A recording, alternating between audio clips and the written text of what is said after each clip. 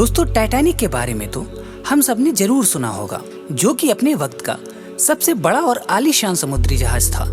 Titanic को बनाने वालों का ये दावा था कि यह जहाज कभी नहीं डूब सकता।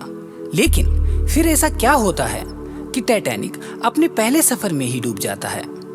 इसे बनाने में लगभग 3 साल लग गए थे और उसे डूबने में महज 3 घंटे भी नहीं लगे। ये आज के हाईटेक दुनिया के सबसे गहरे समुद्रों में से यानी अटलांटिक ओशियन की गहराई में मौजूद है। और जहां ये जहाज मौजूद है, उस गहराई को मिडनाइट जोन कहा जाता है। मिडनाइट जोन यानी समुद्र की वह जगह जहां सूरज की रोशनी भी नहीं पहुंच पाती। यानी टाइटैनिक अटलांटिक ओशियन के उस हिस्से में मौजूद है जहां बिल्कुल अंधेरा है। दोस्तों, आज की ये वीडियो आपके लिए कुछ ज्यादा ही खास होने वाली है, क्योंकि ये वीडियो टाइटैनिक की स्टडी करके ही बनाई गई है। इस वीडियो में हम टाइटैनिक के बनने से लेकर टाइटैनिक के डूबने तक की सारी कहानी की चर्चा डिटेल से करेंगे, तो बने रहिए हमारे साथ। दोस्तों, टाइटैनिक की शुरुआत 1909 में हुई थी। 13 मार्च को टाइटैनिक का कंस्ट्रक्शन का काम शुरू हुआ था और फिर लगभग 3 साल के बाद यानी 13 मार्च 1912 में टाइटैनिक की कंस्ट्रक्शन का काम कंप्लीट हो गया था। टाइटैनिक उस वक्त में लगभग $5.5 मिलियन में बनकर तैयार हुआ था, जो कि आज के समय में 200 से 300 मिलियन डॉलर से भी ज्यादा बनता है। दोस्तों, क्या आप जानते हैं टाइटैनिक अपने वक्त का सबसे बड़ा और सबसे लग्जूरियस जहाज था और यह 1912 तक इंसान के हाथ से बनाई गई सबसे बड़ी मूविंग ऑब्जेक्ट था। टाइटैनिक के साइज का अंदाजा आप इसके प्रोपेलर यानी इसके नीचे के पंखे से लगा सकते हैं। टाइटैनिक के नीचे 3 बड़े प्रोपेलर्स थे, जिनका साइज इंसान से भी 3 गुना ज्यादा था। अब एक पंखा इतना बड़ा हो सकता है, तो सोचो पूरा टाइटैनिक कितना बड़ा होगा। और दोस्तों, मजे की बात यह है कि जिस वक्त टाइटैनिक बना उस वक्त कोई भी डिजाइनिंग नहीं हुआ करती थी। यानी टाइटैनिक को इंसान ने अपने हाथों से बनाकर डिजाइन किया था। और एक अंदाजे के मुताबिक टाइटैनिक को बनाने में लगभग 15,000 वर्कर्स लग गए थे। न जाने उस समय इतने ज्यादा वर्कर्स को किसी कम्युनिटी या कंपनी ने कैसे हायर किया होगा। दोस्तों, टाइटैनिक का पूरा नाम RMS टाइटैनिक था, जिसको व्हाइट स्टार लाइन कंपनी ने बनाया था। RMS टाइटैनिक उस वक्त का सबसे बड़ा समुद्री जहाज तो जरूर था। दोस्तों, ये अकेला सबसे बड़ा जहाज नहीं था। व्हाइट स्टार लाइन ने टाइटैनिक जैसे 2 और जहाज भी बनाए थे, जिनके नाम RMS ब्राइटनिंग और RMS ओलंपिक था। ये दोनों जहाज का साइज भी टाइटैनिक की जितना ही था। तो अब सवाल ये उठता है कि आखिर टाइटैनिक इनसे अलग क्यों था। दोस्तों, इसका ये रीजन था कि टाइटैनिक तीनों जहाजों में सबसे ज्यादा लग्जरी था और अपने बहुत ही ज्यादा फीचर्स होने की वजह से सबसे आलीशान और सबसे बड़ा जहाज समझा जाता था। दोस्तों, जब टाइटैनिक बना तो उसको ख्वाबों का जहाज कहा जाने लगा था, क्योंकि उसमें वो सब कुछ था जिसकी हम इंसानों को जरूरत भी नहीं थी। जब टाइटैनिक बना तो बहुत से लोगों को टाइटैनिक पर सफर करने की एक्साइटमेंट होने लगी थी। सब लोग यही कोशिश कर रहे थे कि किसी तरह उन्हें टाइटैनिक का टिकट मिल जाए, लेकिन कोई भी यह नहीं जानता था कि वो टिकट टाइटैनिक का नहीं बल्कि उनकी मौत का टिकट है। सबको लगता था कि टाइटैनिक तो कभी डूब ही नहीं सकता, क्योंकि टाइटैनिक को बनाने वालों ने ये दावा शुरू कर दिया था कि टाइटैनिक और व्हाइट लाइन स्टार कंपनी के इन्हीं दावों की वजह से लोगों ने धड़ाधड़ टिकट खरीदना शुरू कर दिया था। दोस्तों, टाइटैनिक के बनने के अगले महीने ही टाइटैनिक अपने पहले सफर की तरफ निकलता है। टाइटैनिक का पहला सफर साउथहैम्पटन इंग्लैंड से न्यूयॉर्क की तरफ था और टाइटैनिक के अंदर कुल मिलाकर 2224 लोग थे, जिसमें 1317 पैसेंजर और 1907 टाइटैनिक के क्रू मेंबर्स थे, जो कि टाइटैनिक पर काम किया करते थे। यानी टाइटैनिक के पहले सफर में ही इस पर हजारों लोग थे, जिनमें गरीब से गरीब इंसान से लेकर अमीर से अमीर इंसान भी शामिल थे। और उन लोगों को 3 कैटेगरी में डिवाइड किया गया था, जो कि फर्स्ट क्लास और सेकेंड क्लास एवं थर्ड क्लास था। थर्ड क्लास यानी जिन पैसेंजर्स की टिकट सबसे सस्ती थी उनको थर्ड क्लास पैसेंजर कहा जाता था। इसी तरह सेकेंड क्लास के पैसेंजर्स की टिकट थर्ड क्लास वाले पैसेंजरों से महंगी थी, इसलिए उन्हें सेकेंड क्लास एवं जिनका टिकट सबसे महंगा था उनको फर्स्ट क्लास पैसेंजर कहा जाता था, क्योंकि वो लोग बहुत ही ज्यादा रईस घरानों से थे। यानी उन्होंने सबसे महंगा टिकट खरीदा था, जिसका टिकट जितना ज्यादा महंगा था उसको उतना ही ज्यादा प्रोटोकॉल दिया जाता था। जैसे कि दोस्तों, टाइटैनिक पर 300 के आसपास फर्स्ट क्लास पैसेंजर्स थे। उन सभी फर्स्ट क्लास पैसेंजर्स को अलग अलग रूम दिया गया था और उनके लिए समस्त सुविधाएं लग्जूरियस थीं। और वहीं 700 ज्यादा थर्ड क्लास मेंबर्स थे, जिनके लिए सिर्फ 2 वॉशरूम अवेलेबल थे। दोस्तों, अब अगर बात की जाए टाइटैनिक पर मौजूद लोगों के बारे में, तो उन लोगों में बड़ी बड़ी सेलिब्रिटी से लेकर दुनिया के सबसे बड़े अमीर लोग भी मौजूद थे। और इतना ही नहीं, उस वक्त का सबसे अमीर इंसान जॉन जैकब भी उस जहाज पर मौजूद था, जिसके पास उस वक्त $150 मिलियन की संपत्ति थी, जो कि आज के समय में $35 बिलियन से भी ज्यादा बनते हैं। तो भले ही वो आदमी उस वक्त का सबसे अमीर इंसान था, लेकिन वो भी टाइटैनिक के साथ ही पानी में डूबकर मर गया। और दोस्तों, टाइटैनिक पर 12 कुत्ते थे, जिनमें से सिर्फ 3 कुत्ते ही बचे थे। दोस्तों, जब टाइटैनिक का सफर शुरू हुआ था तो 4 दिन तक उन लोगों ने बहुत ही ज्यादा एंजॉय किया, लेकिन 5वें दिन रात को टाइटैनिक की आखिरी रात थी। दोस्तों, रात के लगभग 11:30 बज रहे थे कि टाइटैनिक के एक पहरेदार को एक बहुत ही बड़ा आइसबर्ग दिखाई देता है। उस आइसबर्ग को देखते ही वो पहरेदार शोर मचाना शुरू कर देता है, क्योंकि वो आइसबर्ग बहुत ही ज्यादा करीब आ चुका था। रात के लगभग 11:30 बजे बहुत ही ज्यादा अंधेरा था और टाइटैनिक पर मौजूद क्रू मेंबर्स के पास कोई भी दूरबीन भी नहीं थी, इसलिए वो आइसबर्ग दूर से दिखाई भी नहीं दिया। दोस्तों, आप लोग सोच रहे होंगे कि आखिर इतने बड़े जहाज पर एक दूरबीन भी नहीं थी। तो आपको हम बताते चले कि टाइटैनिक पर दरअसल दूरबीन और टेलीस्कोप सब मौजूद थे, लेकिन जिस रूम में ये सब इंस्ट्रूमेंट मौजूद थे, उस रूम की चाबी शायद क्रू मेंबर से गुम हो गई थी। और यही उनकी सबसे बड़ी गलती थी।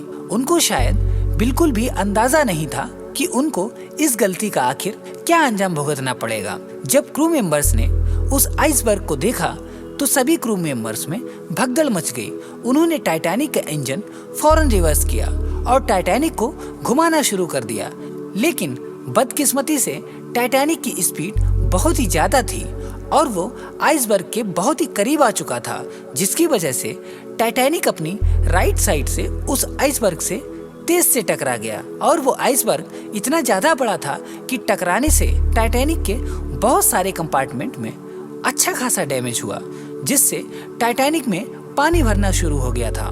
शुरुआत के कुछ समय तक लोगों को सिर्फ यही महसूस हो रहा था कि वो बच जाएंगे, क्योंकि टाइटैनिक के सेफ्टी फीचर्स उस वक्त के हिसाब से बहुत ही ज्यादा एडवांस थे। लेकिन दोस्तों, टाइटैनिक फिर भी नहीं बचा, क्योंकि जिस आइसबर्ग से टाइटैनिक टकराया था वो पूरे 100 फुट लंबा था, जो कि ग्रीनलैंड के एक ग्लेशियर से आया था। और वो आइसबर्ग इतना ज्यादा करीब आ चुका था कि उसे देखने के सिर्फ 37 सेकंड बाद ही वो टाइटैनिक से टकरा गया। दोस्तों, टाइटैनिक में अब बहुत ही तेजी से पानी भर रहा था और टाइटैनिक धीरे धीरे समुद्र में डूब रहा था। और लोगों की परेशानी उस वक्त बढ़ गई जब पानी लोगों के कंपार्टमेंट में घुसना शुरू हो गया। उस वक्त लोगों में अफरा तफरी का माहौल था और हर कोई अपनी जान बचाकर भागने लगा था।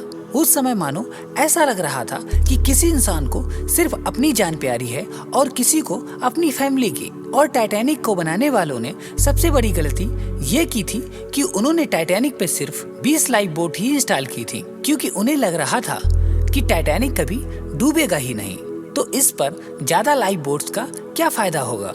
उन्हें लग रहा था कि अगर वो टाइटैनिक पर ज्यादा लाइफ बोट इंस्टॉल करेंगे तो इससे शायद टाइटैनिक की खूबसूरती कम हो जाएगी। और जहां टाइटैनिक पर 2224 लोग थे, अब उनको बचाने के लिए सिर्फ 20 लाइफ बोट्स थी, जिन पर इतना बड़ा हुजूम इकट्ठा हो गया था कि उसे संभाल पाना मुश्किल हो चुका था।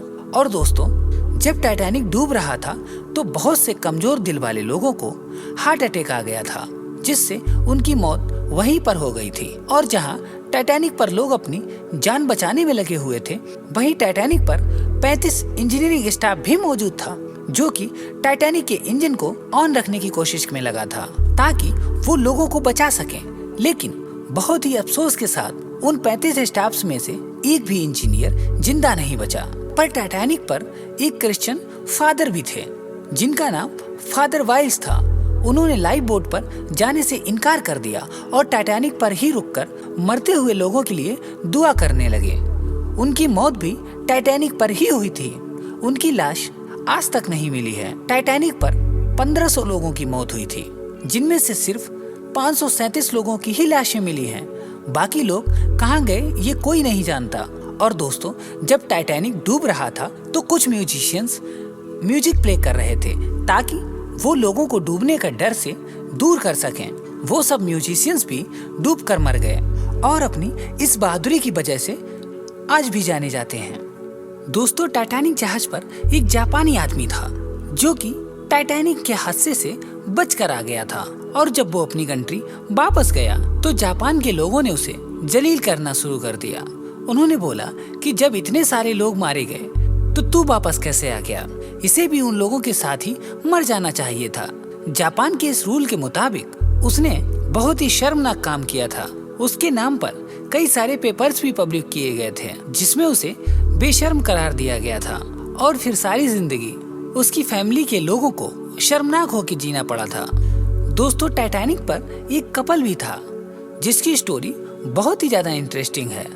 दोस्तों, आइसोडो नाम का एक बिजनेसमैन था जिसको लाइफ बोट पर बैठने के लिए बोला गया, लेकिन आइसोडो ने लाइफ बोट पर बैठने से इनकार कर दिया। वह बोला कि जब तक टाइटैनिक पर मौजूद सारी औरतों और बच्चों को बचा नहीं लेंगे तब तक मैं बोट पर नहीं बैठूंगा। आइसोडो से उसकी बीवी बहुत प्यार करती थी। वह बोली, मैंने अपनी सारी जिंदगी अपने शौहर के साथ गुजारी है तो मैं भी अपने शौहर को छोड़कर नहीं जा सकती। और उसने अपने हस्बैंड के साथ वहीं बोट पर रहने का फैसला किया।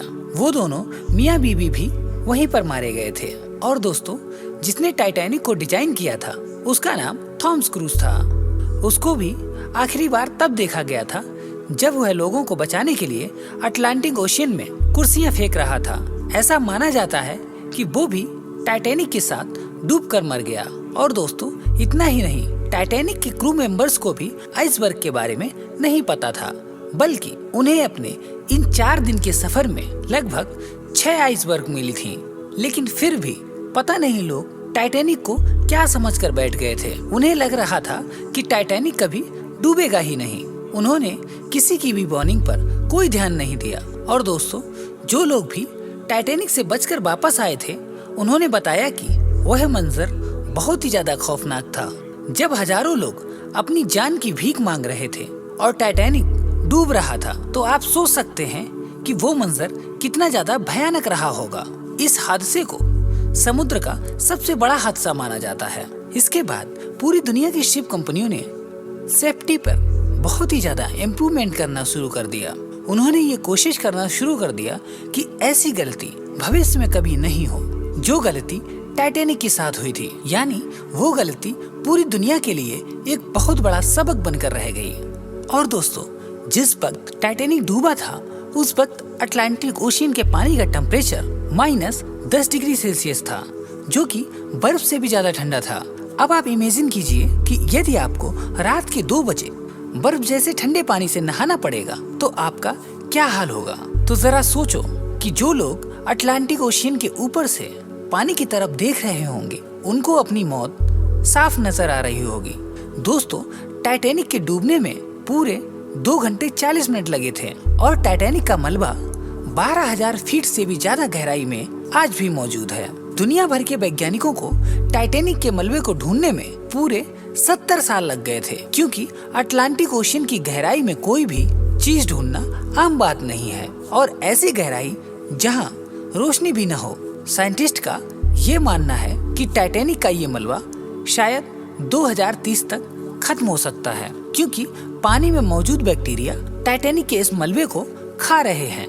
तो दोस्तों, आपको ये वीडियो कैसा लगा प्लीज हमें कमेंट करके जरूर बताना। और यदि आप ऐसे ही वीडियोस देखने के शौकीन हैं तो प्लीज हमारे चैनल को सब्सक्राइब जरूर करना।